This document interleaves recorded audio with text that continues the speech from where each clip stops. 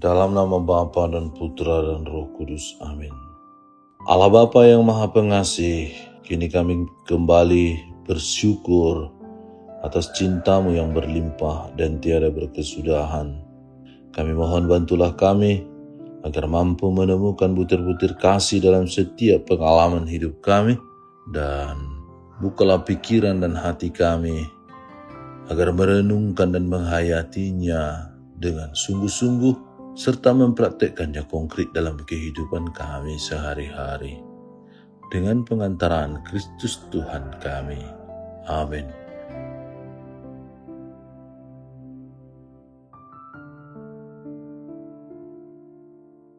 Tuhan bersamamu dan bersama rohmu. Inilah Injil suci menurut Lukas, dimuliakanlah Tuhan. Pada waktu itu, Yesus berkata kepada murid-muridnya, "Jagalah dirimu, supaya hatimu jangan syarat oleh pesta pora dan kemabukan serta kepentingan-kepentingan duniawi, dan supaya hari Tuhan jangan datang dengan tiba-tiba jatuh ke atas dirimu seperti suatu jerat. Sebab ia akan menimpa semua penduduk bumi ini.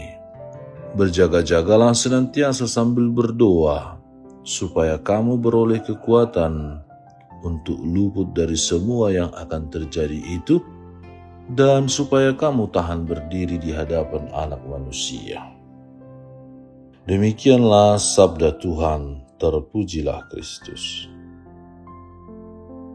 Saudara dan saudari terkasih, ketika merenungkan perikop Injil hari ini, saya teringat dengan pembicaraan dengan seorang bapak. Waktu itu saya pernah bertanya kepadanya tentang mengapa ia begitu rutin membayar asuransi kesehatan, padahal ia tampak bugar dan sehat.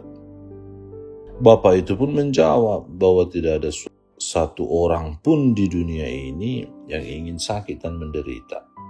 Akan tetapi, bila suatu saat sakit itu datang, apakah di saat itu kita baru mendaftar asuransi kesehatan?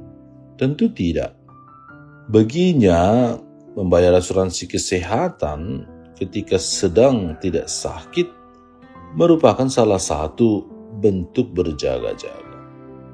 Lebih lanjut lagi, beliau juga menjelaskan bahwa seringkali orang mengusahakan pola hidup sehat setelah mereka mengalami suatu penyakit. Padahal itu bisa diatasi dengan cara menjaga pola hidup sehat sebelum sakit melanda. Itulah bentuk investasi paling berharga dalam memperjuangkan kehidupan.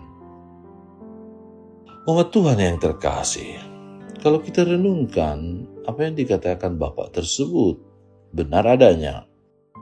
Berjaga-jaga adalah cara terbaik mempersiapkan diri di masa depan. Perikop Injil hari ini mengisahkan tentang nasihat Yesus kepada para murid untuk senantiasa berjaga-jaga. Berjaga-jaga yang dimaksud tentu bukanlah hidup dalam kekhawatiran dan kebimbangan.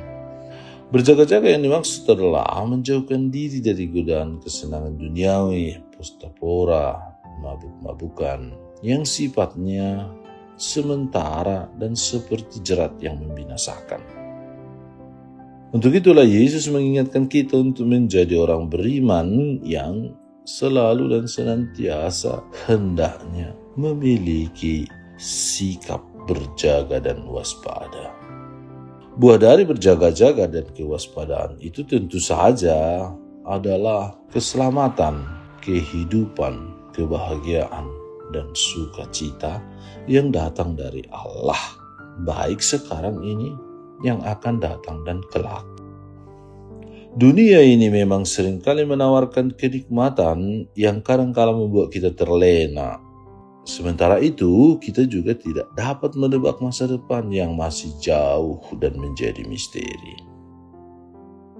Maka dari itulah, lewat perikop Injil hari ini, kita kembali diingatkan untuk mempersiapkan bekal kehidupan kekal seperti suatu investasi jangka panjang.